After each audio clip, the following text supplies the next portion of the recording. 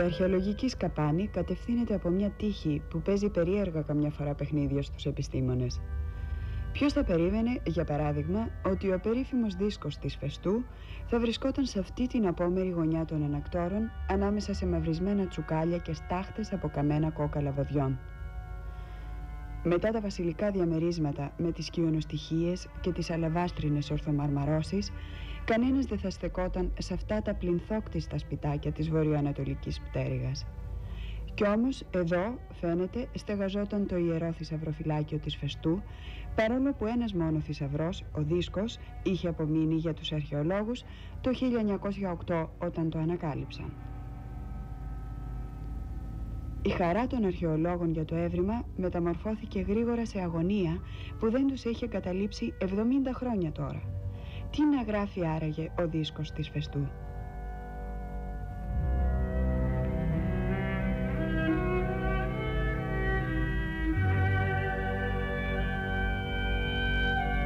Αυτό το πύλινο κομματάκι που έχει διάμετρο 17 εκατοστά θα μπορούσε να χαρακτηριστεί σαν πρόδρομος της τυπογραφίας. Τα 241 αυτοτελή και 61 ομαδικά σημεία του σε σπυροειδή διάταξη, που είναι κράμα συλλαβικής και ιδεογραφικής γραφής, έχουν αποτυπωθεί στο δίσκο με τη βοήθεια μικρών σφραγίδων όταν ο πυλός ήταν ακόμα νοπός. Τα σημεία του αναπαριστάνουν ανθρώπινες μορφές, ψάρια, πουλιά, έντομα, φορητά καθίσματα, δέρματα, πλοία, εργαλεία και άλλα. Ορισμένοι υποστηρίζουν πως ο δίσκος της Φεστού είναι κατάλογος ονομάτων, άλλοι φορτωτικοί από μια εμπορική αποστολή στην Ανατολή και άλλοι πιο ρομαντικοί αυτοί πιστεύουν ότι πρόκειται για θρησκευτικό ύμνο. Ο δίσκος ανήκει στην αρχή των νεοανακτορικών χρόνων. Για ένα διάστημα είχε επικρατήσει η γνώμη του Evans ότι ο δίσκος δεν ήταν μινωικός, αλλά μετά την ανακάλυψη σε σπηλιά του Αρκαλοχωρίου, διπλού πέλεκη που έχει σύμβολα παρόμοια με του δίσκου, πιστεύεται πως είναι πραγματικά κριτικός.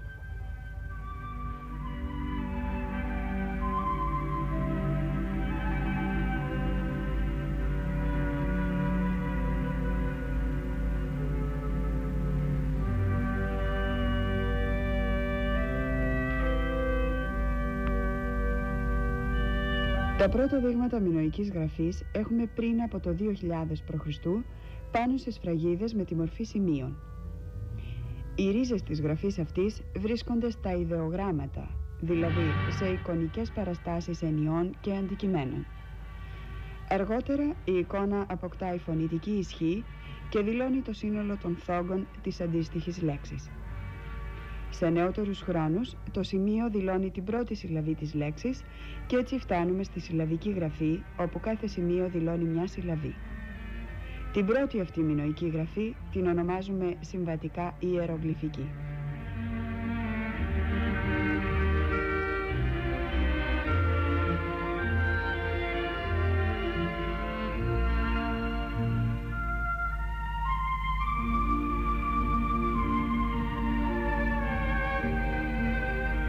Συνολικά τα ιερογλυφικά σημεία που συγκέντρωσε ο Evans είναι 135, αλλά υπάρχουν και άλλα. Τα σημεία είναι διάφορα. Ορισμένα παριστάνουν έλουρο, λεοντάρι, έγαγρο, περιστέρι, άλλα μάτια, χέρια, πόδια, πρόσωπα. Άλλα σκεύη και εργαλεία, λύρα, πριόνι, πλοία, άλλα διπλούς πέλεκης, θρόνο, βέλος, σταυρό.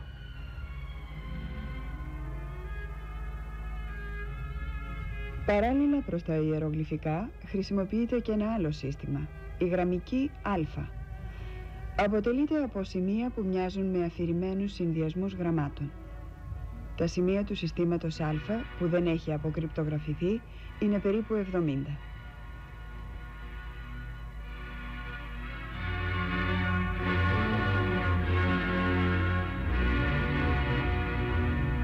Τον 15ο αιώνα δημιουργείται το γραμμικό σύστημα Β, που αποτελεί την τελευταία μορφή κριτικής γραφής. Η γραφή αυτή χρησιμοποιήθηκε από τους Αχαιούς που είχαν καταλάβει την Κρήτη για να καταγράψουν τη μινωική ή ελληνική γλώσσα.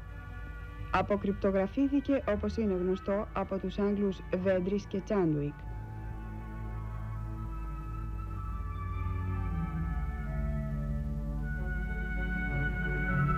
Στο γραμμικό σύστημα Β, οι μονάδες παριστάνονται με μια κάθετη γραμμή. Οι δεκάδες με οριζόντια, οι εκατοντάδες με έναν κύκλο, οι χιλιάδες με κύκλο και 4 ακτίνες, οι δεκάδες χιλιάδες με κύκλο, 4 ακτίνες και οριζόντια γραμμή στο κέντρο του κύκλου.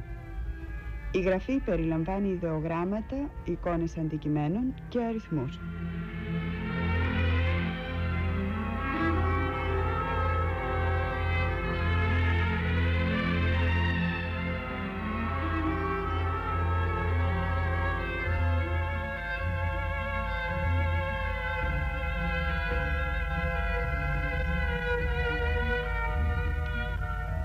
Η Φεστός ήταν χτισμένη στην έφορη πεδιάδα που απλώνεται ανάμεσα στο Ψιλορίτη και τα Αστερούσια, πάνω σε λόφο διαμορφωμένο κατάλληλα με μερική ισοπαίδωση μπροστά από την έξοδο της Μεσαράς προς την παραλία. Ιδρυτής της λένε πως ήταν ο γιος ή ο εγγονός του Ηρακλή, αλλά ο Διόρος, ο Σικελιώτης, επιμένει πως την είχε χτίσει ο ίδιος ο Μίνωας μαζί με την Γνωσό και την Κιδωνία. Ο Όμηρος την ονομάζει Ευνετάωσα, δηλαδή καλοκατοικημένη, όταν κάνει λόγο για τη συμμετοχή της στον Τροϊκό πόλεμο. Στους ιστορικούς χρόνους αποτελεί μια από τις μεγαλύτερες αυτόνομες πόλεις της Κρήτης και η δύναμή της αυξάνει μέχρι το 220 π.Χ. που καταστρέφεται από τους Γορτίνιους. Ανάκτορα στη Φεστό χτίστηκαν για πρώτη φορά το 2000 π.Χ. και ακολούθησαν 3 φάσεις παλαιοανακτορικής εποχής πριν φτάσουμε στους νεοανακτορικούς χρόνους.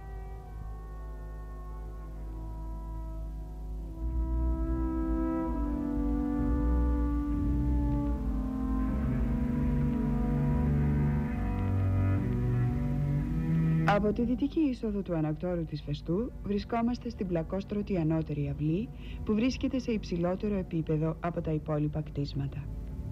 Στη δυτική πλευρά της αυλής διακρίνουμε στο πλακόστρωτο 17 στρογγυλά ανοίγματα που χρησιμεύαν σαν βάσεις για εισάριθμες ξυλίνες κολόνες, οι οποίες σχημάτιζαν κοιονοστοιχεία κατά μήκος του εξωτερικού τοίχου.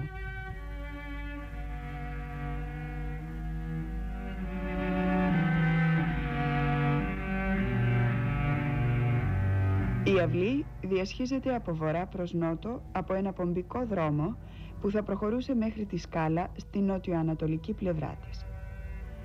Η σκάλα αυτή ένωνε την ανώτερη με τη δυτική αυλή κάτω. Πριν την κατέβουμε, παρατηρούμε 2 πράγματα. Τη βάση από μια κολόνα ανατολικά της σκάλας, που ίσως αποτελεί τμήμα παλιάς κοιονοστοιχείας, και το αυλάκι δίπλα για τα νερά της βροχής. Ο μινωικός ΟΑΠ ήταν εξαιρετικά δραστήριος σε όλα τα ανάκτορα της Κρήτης.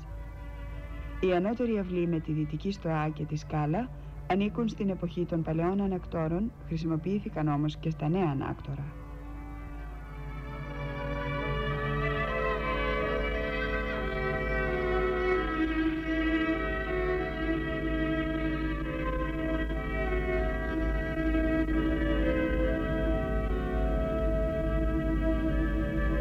Η δυτική αυλή που σώζει το πλακόστρωτό της ανήκει και αυτή στην παλαιοανακτορική περίοδο. Χρησιμεύε σαν επίσημη είσοδο των ανακτόρων και σαν θεατρικός χώρος με τις μεγάλες σκάλες μήκους 17 μέτρων που διέθετε και που κατέληγαν σε υπερυψωμένο τοίχο σε τρόπο ώστε να σχηματίζεται ένα μικρό αμφιθέατρο. Από την αυλή περνούσε πομπικός δρόμος που συνεχιζόταν και πάνω στις σκάλες του θεάτρου.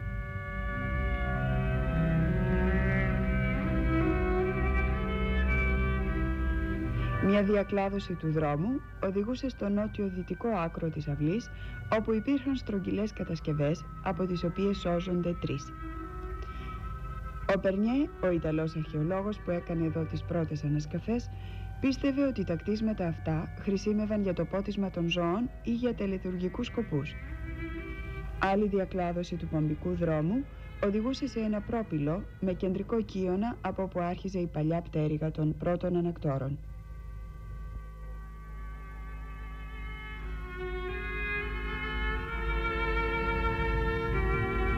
Στην ανατολική πλευρά της αυλής διακρίνουμε τμήμα από την πρόσωψη των παλαιών επίσης ανακτόρων.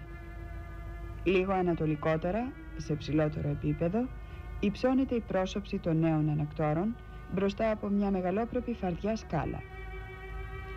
Η σκάλα που μας φέρνει από την ανώτερη αυλή με το αμφιθέατρο και τη σκάλα των νέων ανακτόρων σχηματίζει έτσι ένα πολύ αρμονικό αρχιτεκτονικό σύνολο. Μπορούμε να φανταστούμε μια ιερή τελετή στη δυτική αυλή, μια παράσταση ή μια ταυρομαχία που την παρακολουθούσαν οι επίσημοι καθισμένοι στα σκαλοπάτια του μικρού θεάτρου ή από τους εξώστες του ανακτόρου, το πρόπυλο και ακόμα από τη σκάλα της ανώτερης αυλής. Πριν από την παλιά πρόσωψη υπήρχαν 3 μικρά συνεχόμενα δωμάτια που αποτελούσαν ίσως τριμερές ιερό.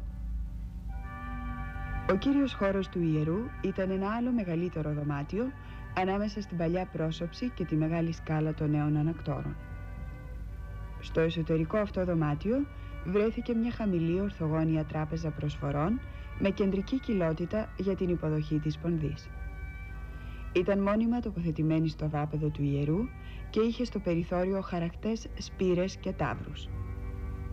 Βρέθηκε ακόμα ένα όστρακο τρίτονος που το χρησιμοποιούσαν για να επικαλούνται με δυνατή φωνή τη θεά. Εδώ βρέθηκε και υψηλή τράπεζα προσφορών με τη θεά που υψώνει τα χέρια, ενώ δεξιά και αριστερά της χορεύουν οι αίριες. Βρέθηκαν ακόμα καρποδόχες, πέτρινο αγγείο με χαρακτά περιστέρια που σημειώνουν την επιφάνεια της θεότητας,